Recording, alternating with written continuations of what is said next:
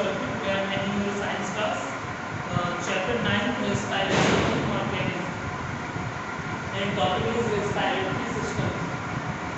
Actually, in both plants and animals, they take the oxygens and release the CO2, carbon dioxide.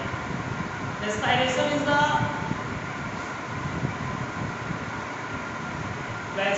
vital process where and take the oxygen and release the carbon dioxide. This is the most important mechanism in plants and animals. ये जो respiration है बहुत ही important mechanism है जो plant और animals दोनों में होती है.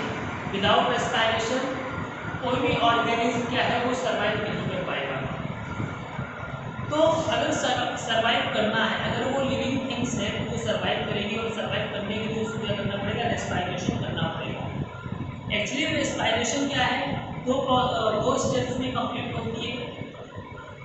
फर्स्ट जो स्टेप होता है वो होता है इनहेलेशन और सेकंड जो स्टेप होता है वो होता है एक्सहेलेशन. मतलब एक बार एयर्स को अंदर लेते हैं तो इनहेलेशन प्रोसेस कराती है और दूसरी टाइम सेकंड टाइम क्या करते हैं, एयर को बाहर निकालते हैं जिसमें कार्बन डाइऑक्साइड की क्वांटिटी क्या होती है, ज़्यादा होती है. वो क्या होती है, एक्सहेलेशन प्रोसेस में होती है. मतलब ब्रीथिंग इन ब्रीथिंग आउट.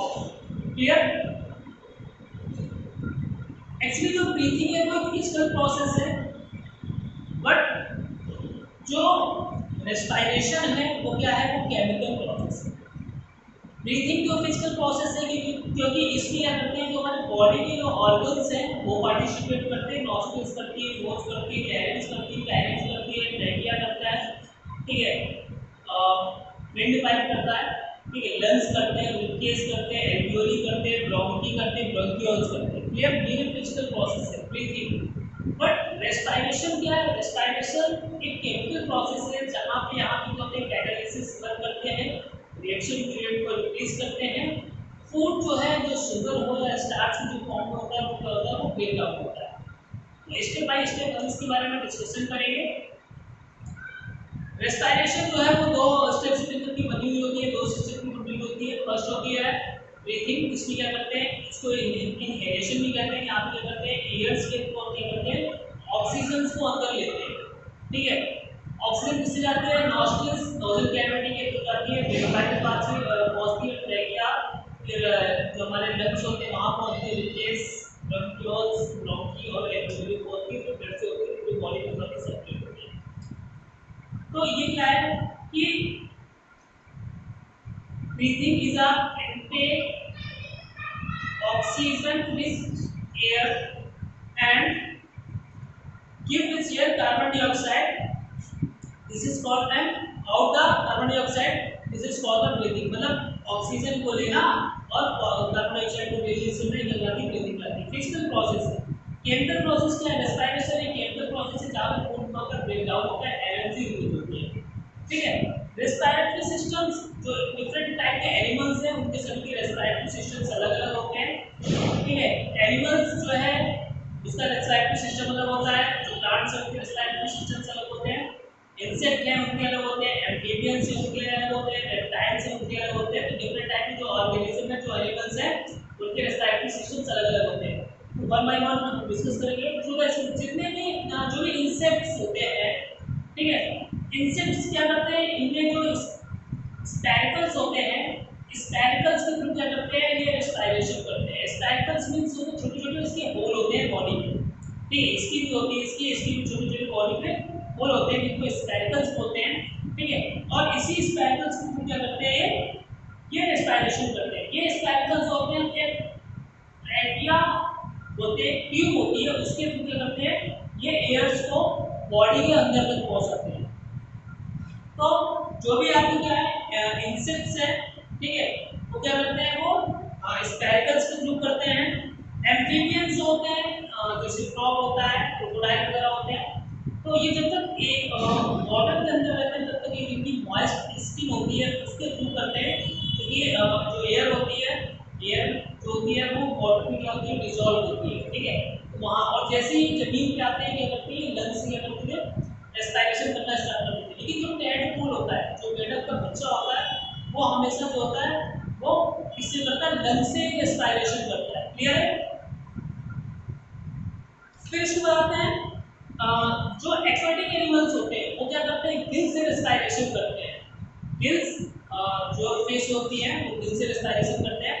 जब वाटर में डिसॉल्व ऑक्सीजन गिल्स के थ्रू क्या होती है, पहुंचती है, ठीक है, तो उनकी जो बॉडी होती है, तो बॉडी में ब्लड सर्कुलेट होता रहता है, उस ब्लड सर्कुलेशन के थ्रू उनकी पूरी बॉडी में ऑक्सीजन पहुंचती है।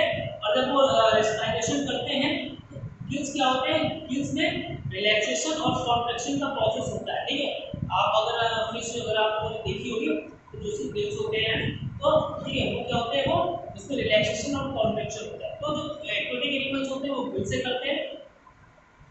फिर आते हैं कि जो जो मैमेलियंस होते हैं, चाहे वो डॉग हो, ठीक है, चाहे मंकी हो, और जो ह्यूमंस हो, वो क्या करते हैं, वो लंग से रेस्पिरेशन करते हैं। अब जो एक लंग्स है, लंग्स एक ऑर्गन्स है, ठीक है, जो पार्टिसिपेट करता है ह्यूमन रेस्पिरेशन में। डॉग्स हुई है, मैमेलियंस हैं जो हायर मैमेलियंस होते हैं उनकी रेस्पिरेशन में। अब कैसे पार्टिसिपेट करता है लंग्स, ये हम जानेंगे, क्योंकि आपकी जो बुक है उसमें ऑलरेडी डायग्राम बना हुआ है। ठीक है, उस डायग्राम पे आप लोग कंसंट्रेट करेंगे, मैं आपको एक्सप्लेन करता जा रहा हूँ। एक्चुअली होता क्या है कि जो हमारे लंग्स हैं, लंग्स जो है ये दो पार्ट्स में डिवाइड होता है। ठीक है, और इसमें जो होते हैं कि जो लंग्स के ऊपर एक कवर होती है, ठीक है, इसको रिबकेज बोलते हैं। ठीक है, रिबकेज हमेशा जो सॉक्स वगैरह लगते हैं, एक्सीडेंट वगैरह होते हैं, इससे हमें लड़की को प्रोटेक्ट करती है। और वो रिबकेज जो है वो कार्टिलेज का बना हुआ होता है। क्लियर है?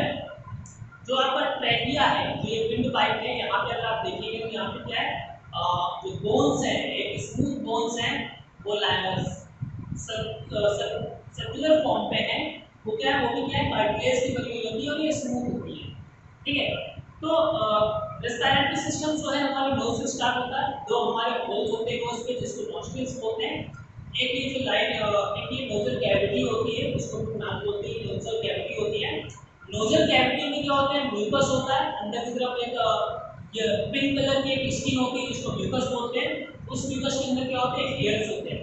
ठीक है, अब जब हम क्या करते हैं कि ऑक्सीजन इनटेक, एयर इनटेक करते हैं, और एयर में क्या होती है, ऑक्सीजन की क्वांटिटी होती है, तो जितनी भी डस्ट पार्टिकल्स वगैरह होते हैं वो जाकर के वो हेयर से फंस जाते हैं और म्यूकस में जाके और लेयर्स ही बना लेते हैं। ठीक है, हमारे अंदर से क्या पहुंचती है, एयर्स पहुंचती है।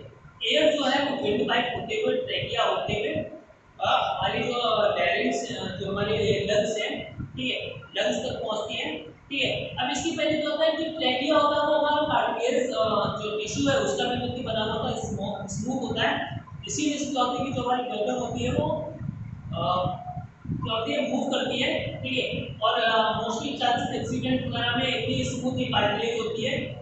ठीक है, जो ट्रैकिया होता है कि एक्सीडेंट वगैरह में होने में क्या होता है कि वो ब्रेक नहीं होती है। ठीक है, ऐसे जो बोन्स होती हैं, फीमर्स होती है, ठीक है, रेडिकुलर वगैरह होती है, ये ब्रेक हो जाती है। क्लियर है? तो जब ये पहुंचती है ट्रैकिया से, तो जो हमारा ये लंग्स होता है दो पार्ट्स में डिवाइड हो जाता है। ठीक है, जिनको क्या बोलते हैं, इनको हम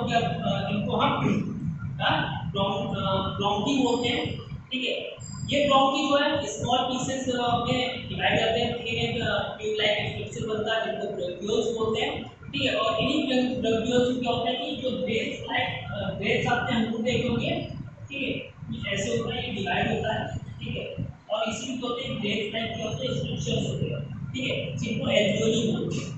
जब एयर जो होती है वो आती है ट्रैकिया से होते हुए, सबसे पहले कहाँ पहुंचती है, ब्रोंक्यूल्स में, ब्रोंकी में पहुंचती है।